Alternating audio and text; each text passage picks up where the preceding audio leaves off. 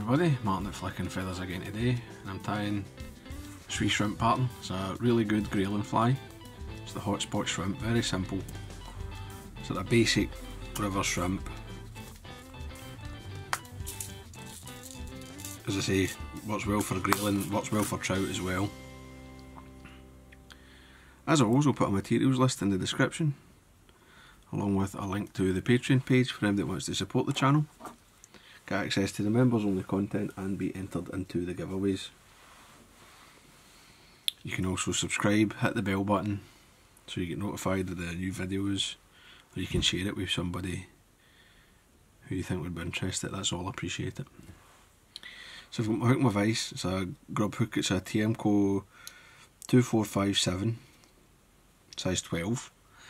I'd say you could tie these from a 10 down to about a 16, 18, and they're useful. And I'm going to just lead this with some 0.015 lead wire.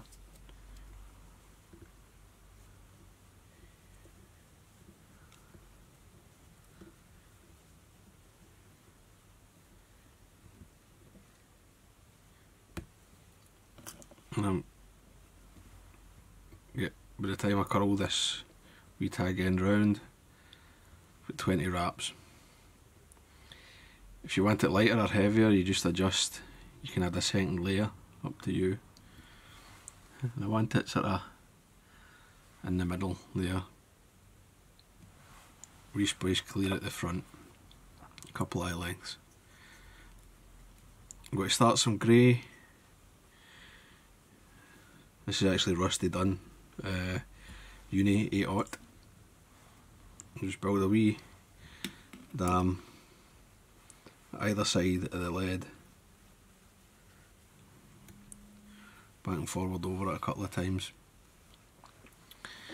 If you want it to be very secure, you can add a bit of super glue here if you wish, but it's not really necessary. Now while I'm up at the front, again I'm going to put in a wee set of feelers, which are just some fibres off of a partridge hackle. And I don't care if they're no dead even, just a wee bunch, about half a shank length.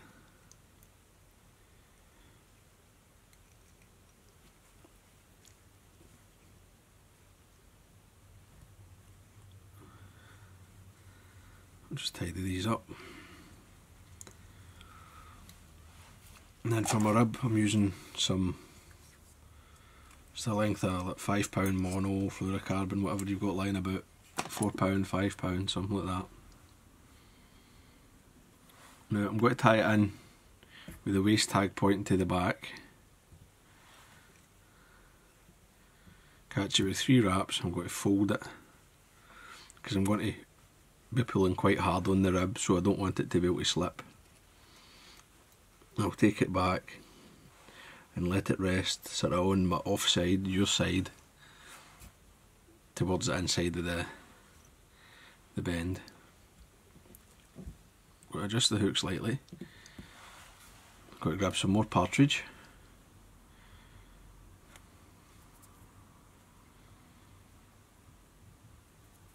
You can use Brahma hen if you want, or any kind of wee speckly feathers, fine. But the same length, maybe a wee bit shorter, because I'm going to, at the front I'm going to leave the tag of the shellback material, so it will make this appear slightly shorter compared to the one at the back. Trim away the curly bits there. I'm going to get myself some grey scud back, or fine stretch this is actually, it's the Sibai stuff. It's 4mm is the size, but there's loads of different varieties of scud back, you know, just whatever you prefer. Just got to cut it into a wee point.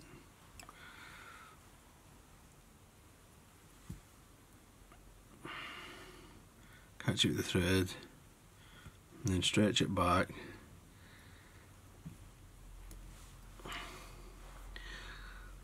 Make sure you're right back to your tie-in, and I'm well round the bend with this.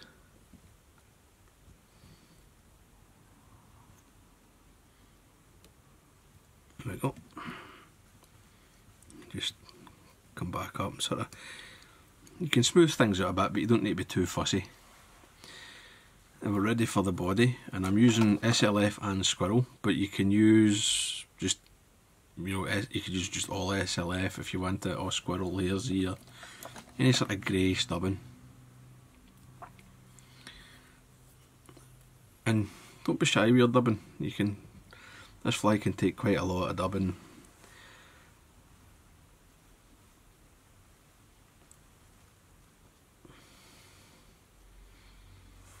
Build up quite a fat wee shape, because remember, you're going to brush, so it can actually, you can actually put on a bit more than you think you might need.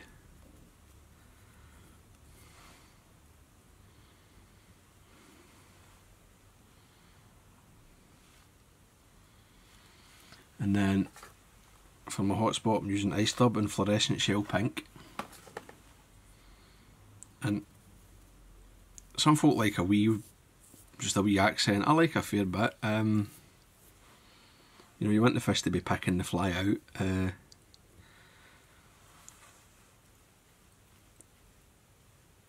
So don't be shy with the hotspot. I want that bright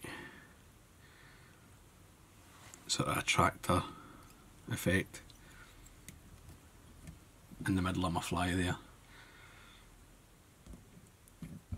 And you can see, hopefully, so I've dubbed the back half as just as the squirrel dub. I've done about a quarter of the fly as my hotspot. I'm going to just finish it with some more of the SLF and squirrel. I like this blend because you've got the sort of natural bugginess of the squirrel, just dubbing back up towards that, and the wee flash of the SLF is in there.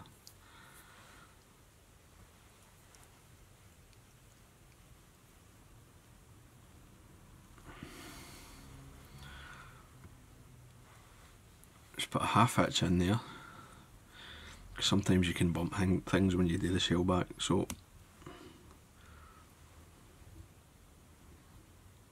just put that over the back.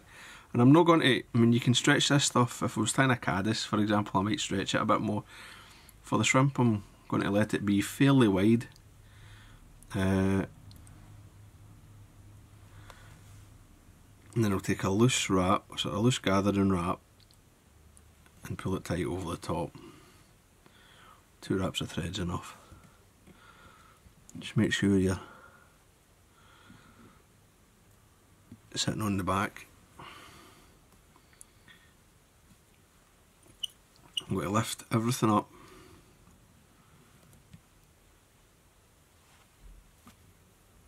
put a hitch in, and leave that as is. Now, the rib, because it's on the inside and your side of the fly, when I take it around here, it's going to start quite easily on the shell back, rather than have to fight it. If it's on my side, when I start turning it, I'm trying to go straight onto the shell, and it makes it quite difficult at times. So always have it so that it's going around the belly first. And I'm just going to take this up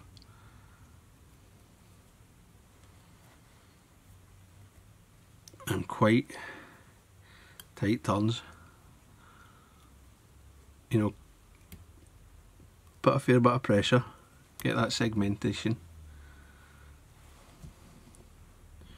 Check it as you go. See, I don't like that.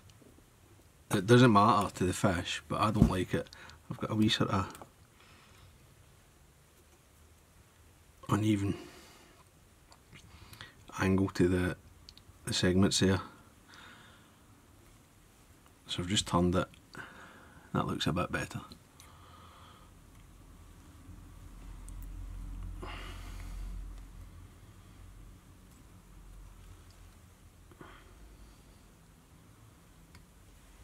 get to the front, you can catch it, a couple of turns. I like to keep it sort of on the underside again. I'll pull everything back here. I'll tie that down in front of the shell back. And then to stop this ever pulling out, I'll fold the rib back, a couple of turns over it, and a half hitch, just to lock the thread in place. I'll come in, trim that off close,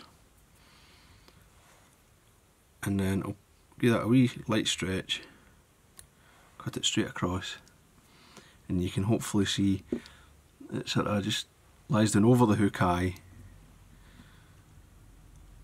and keeps these wee feelers sort of in place. Now, it's dead easy to fold it back, just hit it with your thumbnail, and then I'll come in and I'll whip finish in here, and then you just rub it and it goes back. Even on the coldest days, you know that you can do that when you're like tying the fly on, or if you're changing flies or whatever to get into it. It's easy. Now with the grub hook and that, it can be a bit tricky to get in with the velcro, so I just use the wee wire brush.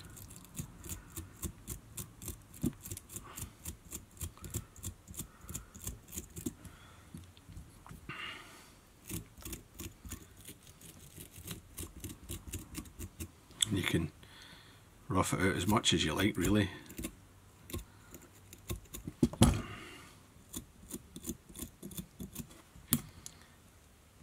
To sort of create some legs. And it's just a case of a wee bit of varnish on your dubbing needle. Right in at the hook eye there.